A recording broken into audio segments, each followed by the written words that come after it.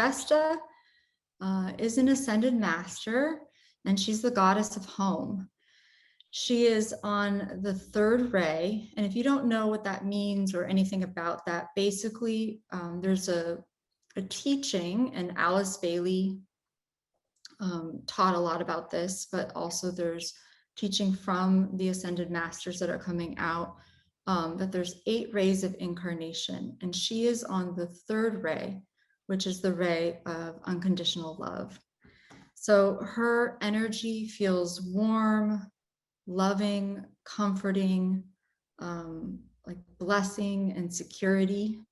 And basically it's all of the energies that we typically would want in our home, right? We want security, we would like blessings, we would like comfort and a place for love. I think most of us can agree that those are really energies of home, that are the ideal energies of home, right? So I'm going to offer a channeled message from her today. And she had a lot to say. I woke up, she was talking to me last night and about 4 o'clock this morning. So I've been up for a while.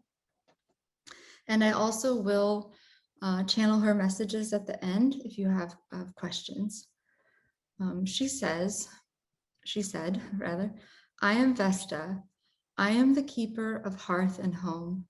Today, I offer each of you my hearth, a place of warmth, a place of transformation and understanding. I keep this flame alive for you. I know each of you here today by name and have extended a blessing, an offering in your name. Do you accept my offering? Do you accept this blessing in your name? Treat your home as the sacred space it is. For in truth, all who walk upon the land of this precious earth live in sacred space in a sacred home. If home is now a place of discomfort, examine the barriers within yourself first. Does it feel like a choice? If there are circumstances surrounding your idea of home, of displacement, of uncomfortable relationships, or a feeling of loneliness, find the place of home rooted within yourself first. In the coming years, home will become more important as you build communities once again and help each other as neighbors and friends. Communal gardens, plants, connections with community and the self. This is the earth you are moving to. You will, in time, understand the sacredness of the land and of your home. Begin this idea today, for all futures live in the understanding of now. All space lives in the heart. Prepare and sweep the threshold. Recognize the connection of your home to your beingness, your oneness, and your heart. And that's one of the principles that she wanted to share. Home is a reflection of self on all levels, right? Not separate from self, but an extension or a reflection of self. Okay, I can already feel some people responding as like, yeah, but I'm not exactly so happy where I live right now, or I might be living in circumstances that I didn't choose, or living with people that I'm not, I mean, COVID did a lot of things, right? And some of us, I mean, I recently had to move for a different reason, but I had to move, and we'll talk about the spiritual reasons for that later. But very suddenly, kind of the same situation. So if that comes up for you, and I mean, I certainly have had periods over the last 10 years where I was living in situations because of financial reasons or whatever, right? No shame in that, but just it was with my daughter that didn't feel exactly like how I would want to create my home. If that is the case for you, she wanted to say that you can still start somewhere and you can still create sacred space in your life and in smaller areas. right? So if that comes up, because I know there's going to be people that respond with that, like, oh, I don't have this awesome home to create a whole sacred space, or what if all the people I live with are not really into this at all, or the idea of this? What if there's discord, there's things that are happening where I am? You can still create a sacred space. You can dedicate a portion of a room. You can dedicate a corner. You can dedicate anything. It doesn't have to be a whole home, okay? For the purposes of this class, we're going to talk about the home. The home as a reflection of yourself. She said it was how you treat yourself, the kinds of thoughts you think, the kinds of energies that you emit, your frequencies, your typical frequencies. Now, this is not a place to get into judgment of like, oh, I was low vibe yesterday, so maybe my home is not, that clear or something. No, we all have ups and downs, and we all move through the range of human emotions, and that is totally part of being a human. But it's also a good idea to frequently clear and at least once where you live, create an energetic template. Okay, so a home can be a place. You can create a template, and we have clear instruction of how to do this today. For healing, a home could be a template for peace, for love, abundance, creation, harmony, just some ideas. Okay. Sorry, somebody's romance. I mean, you can really anything, right? None of that is, and it can be a combined intention, right? A home can be a template for a combined intention. And what is a template exactly? But because she kept using that phrase, and so I looked it up, and it's a pattern used for forming something exactly, right? It's a pattern used for forming something exactly. So we're going to learn today how to bring in the energetic templates for whatever you want more of in your life. You're included in this equation, of course, right? But a home can be a beautiful representation of that, even before something materializes or grounds. It can help bring it into your life in a physical way. So it's really beautiful. So, and a home can be a place for blessing, comfort, security. Conversely, a home can be, depending on, and some of us grew up in homes like this. I know I did, right? It can be a place for argumentation or negative thought forms, right? Our thoughts have power in our things. So if we think thoughts enough, they can form their own negative energies. I'm not saying this to scare people at all. It just is what it is, right? I think it's useful to acknowledge it. That's all. And a home can be, right? So there's lots of maybe not so positive things that a home can be a place for, right? If a home, for example, is really cluttered and overwhelmed with things, I was shown that it's actually difficult. The energy can get stuck a lot, right? Especially if we have a belief about those things. Like, for example, she wants everybody right now, she wants me to mention this. If you notice self-judgment coming up, like if you are noticing, oh, my room is so cluttered, oh, my closet's a mess, oh, ugh, if that is coming up for you, she simply wants you to notice Acknowledge and choose in this moment to let it go.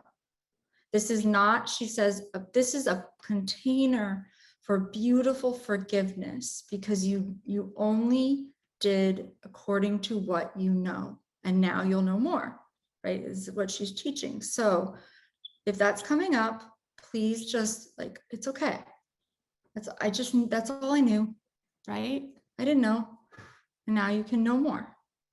So, for example, if our home is bogged down with old things, she shows me that what can happen, especially if we have maybe an idea that I have to hold on to these things because I've had them for a long time, or I, maybe paid a certain amount of money, or they just have been with me, and so I have to, right? This idea of having to, that can create almost like barriers and blocks in your own energy.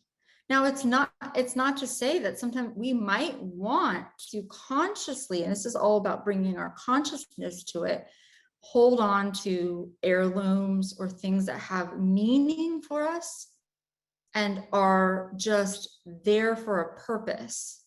But we want to be really mindful of, are my drawers, like, do they have paper? Are they like littered with just paper? Is my closet cluttered with things from 10 years ago that I don't really touch or use, right?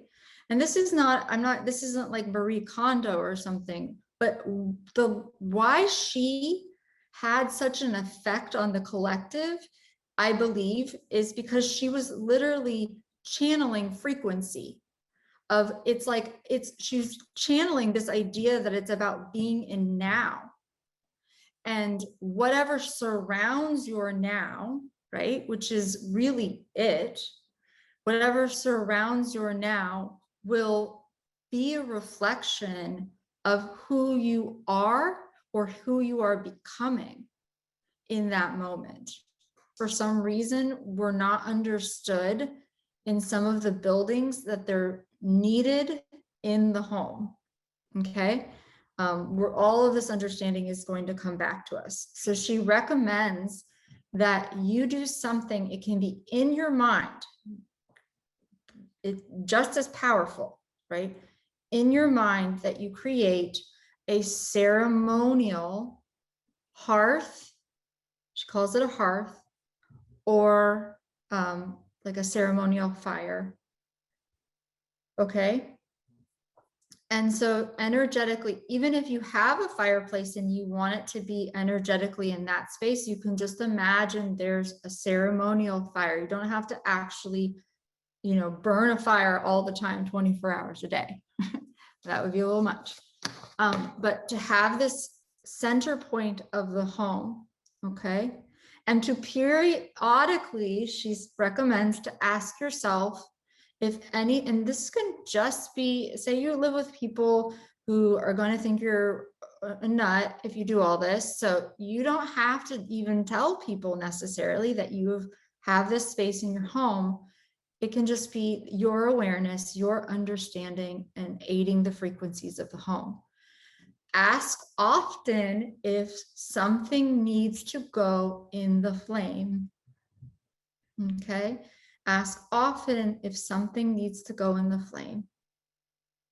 Now, remembering she wants to really